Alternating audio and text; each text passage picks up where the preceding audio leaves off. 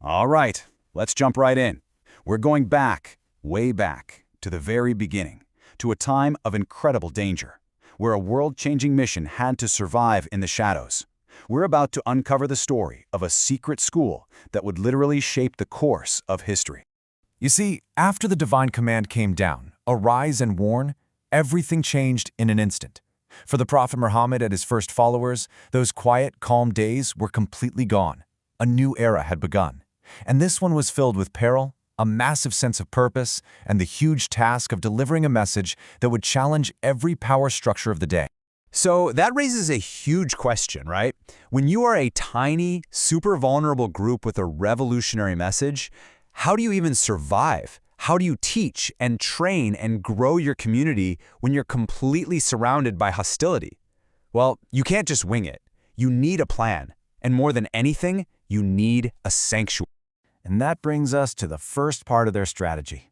See, this wasn't about big public speeches or grand declarations. Not yet. It was all about finding a safe, secret spot where the seed of this new faith could be protected and carefully nurtured. I mean, every single move had to be calculated. The threat was so real that even prayer, the most basic act of worship, had to be done in secret. They'd hide away in the mountain passes around Mecca just to avoid conflict. But you can't build a community in scouted groups. They needed a central, secure hub where they could learn, connect, and organize. Now, this is where the strategy becomes absolutely brilliant. They chose the house of a young man named Al-Arqam. And you have to ask, why his house? Well, for three incredible reasons. First, he was a secret convert, so nobody would even think to look there. Second, and get this, his clan, the Banu Rakhzum, were major rivals to the Prophet's clan. It was the perfect misdirection, hiding in plain sight right under the noses of their opponents. And the third reason? Al-Arqam was only about 16 years old. I mean, who would ever suspect that a teenager was hosting a revolution? And this quote, it just nails it.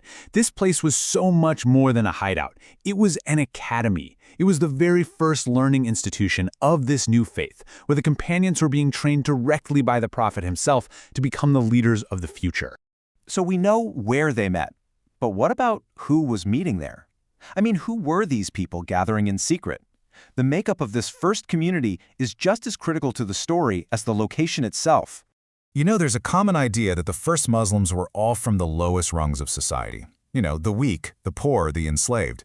And look, while it's true that many people from those backgrounds found real dignity and justice in the message, that is only a tiny part of the actual story.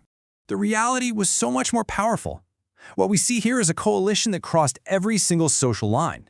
You had some of the most respected and noble men from the most powerful clans of the Quraysh, people like Abu Bakr and Uthman. These weren't just followers, they were influential leaders in their own right. The message appealed to everyone, creating this unified brotherhood where your tribe or your bank account, it just didn't matter anymore.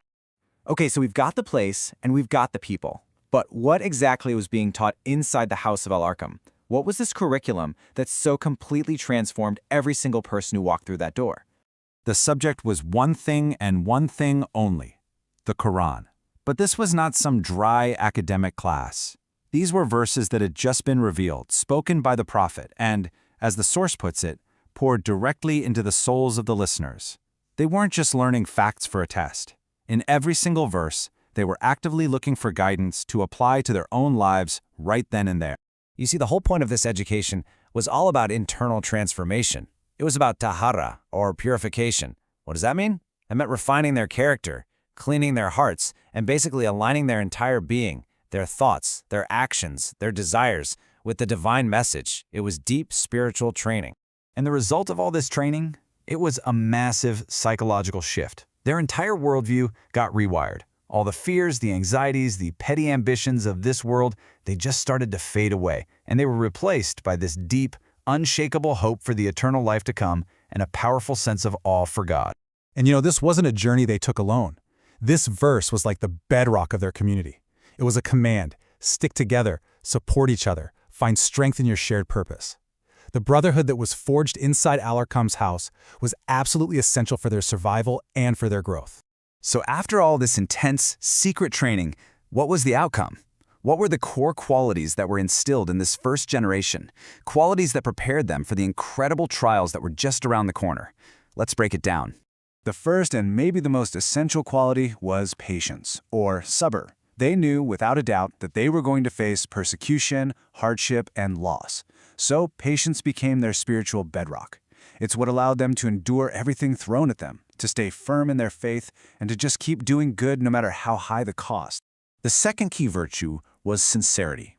This meant that every single action, from their prayers to their business dealings to how they treated their family, it all had to be done purely for God alone. There was simply no room for trying to gain status or wealth or praise from other people. That pure intention was the engine that powered everything. And third, there's this really powerful quality the sources call rijal, which translates to manliness. But listen, this is not about gender. It's about a quality of character. It's the inner strength to be true to your principles, to honor your promise to God, and to chase your ultimate goal without getting sidetracked by petty distractions or worldly temptations. This verse, it just perfectly sums up the legacy of everyone who graduated from the house of Al-Arqam. They were people who lived up to their promise. Forged in secrecy and hardship, they came out with a character so strong it could carry a message that would, in time, illuminate the entire world. And that really leaves us with a final thought, doesn't it? In our own world, which is filled with constant noise and distraction, what can this ancient, secret school teach us? What can this old model of focused training, brilliant strategy, and deep brotherhood show us about how to build strong, resilient communities today?